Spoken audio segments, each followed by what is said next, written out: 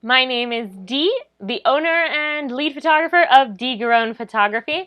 And the question I have to say I probably get the most from my brides and grooms, grooms generally more because they're a little more lost. I'm sorry, it's not mean, it's the truth.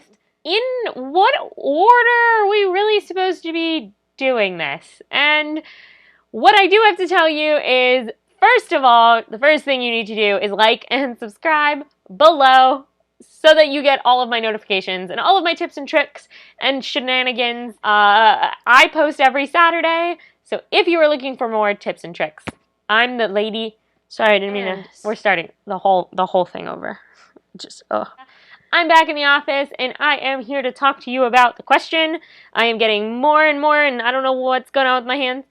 The question I keep getting from all of my brides and grooms, the biggest question I get to come after you hit like and subscribe, because I am here to help you.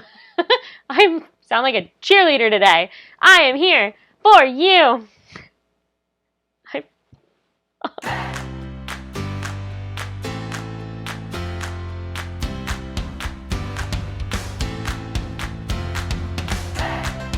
As a wedding photographer and a DIY bride myself, I'm asked a million questions, from how to create something and craft it out of paper all the way to a delicate timeline that we have to do a whole lot of running around to make sure that it is done to perfection. One of the hardest things when planning your wedding is not really knowing where to start and in what order you're supposed to go. So what I will say is, first, tip number one, make sure you go to my website and download the ultimate wedding planning checklist. This is supposed to be the time when you and your fiance feel the most connected. You feel like you're having an amazing time getting to know each other and your preferences and your colors and your favorite foods. I mean, this is when you are creating the perfect day for the two of you. So it should be fun. And I feel like the fun has gone from wedding planning. So with my Capturing Sparks Ultimate Wedding Planner, you have date nights, all of the checklists you need, all of the information, and fill in the blanks so that you have one binder for it all. The ultimate way of capturing sparks. Did you see what I did there? So, first of all, go and download the wedding planning workbook that I created. Link will be down below. Then that will tell you exactly what I'm going to tell you now. The hardest part is figuring out what order to hire people in. The unfortunate is there is not really a set organization to it. It really depends on you and what you're looking for. The very first thing you should do, and this should be done prior to even talking about wedding vendors, is talking to your soon-to-be spouse about your budget, about your temporary draft guest list, and what you both envision on your wedding day. The biggest being the budget, because that will dictate how many people you really can afford to have at a location, how far away you can go, or what kind of expenses that you may need to cut out because they may not fit, or what things you can add because you got some extra money to spare. That one I don't suggest.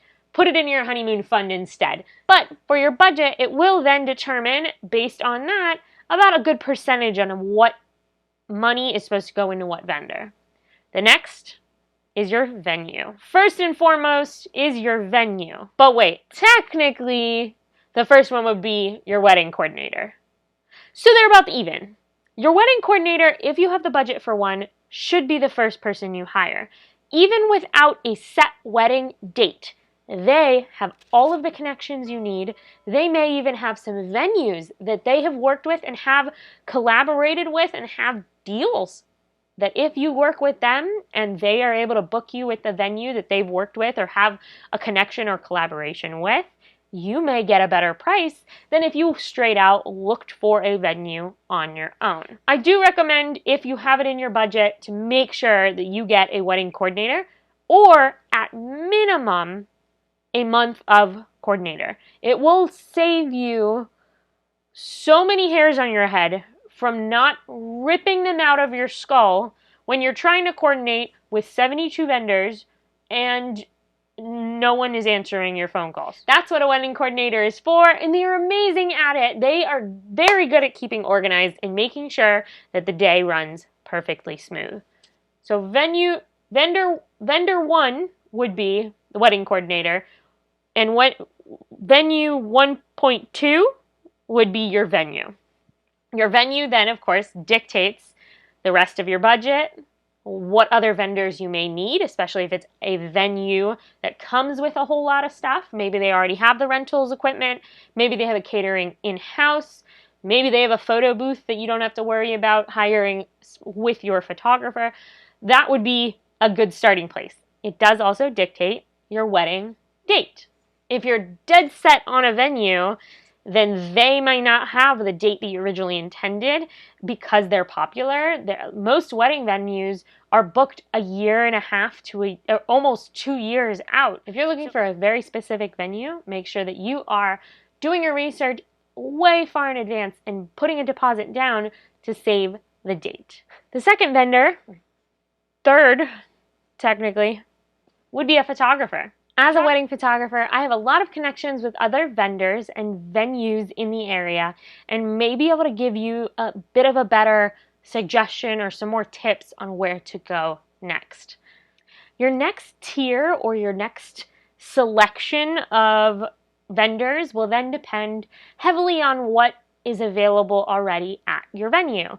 You may need to start looking for a designer or a florist who can then bring your vision to life. If you don't have a coordinator or someone who's going to be working on bringing all these pieces together, the florist and the rental company or the whoever your wedding planner is will then be able to coordinate those little details. The florist and your rentals and tables and tablecloths will bring your vision to life. And then you want your caterer. Caterer will make the topping on the cake. Literally. The caterer then brings it all together and makes it, if you're going to have a floral themed wedding, it doesn't really make much sense to have a ham on the spit in the corner. Work with your caterer too to make this theme come to life. You want to make sure that it all flows together and that your entire wedding day is cohesive. And that would be the fifth wedding vendor. Then everyone else comes after. They don't need to be in any specific order, especially if you have someone who can then work with multiple people at a time. The vendors that you have to worry about the most are those who can only cater to one person at a time.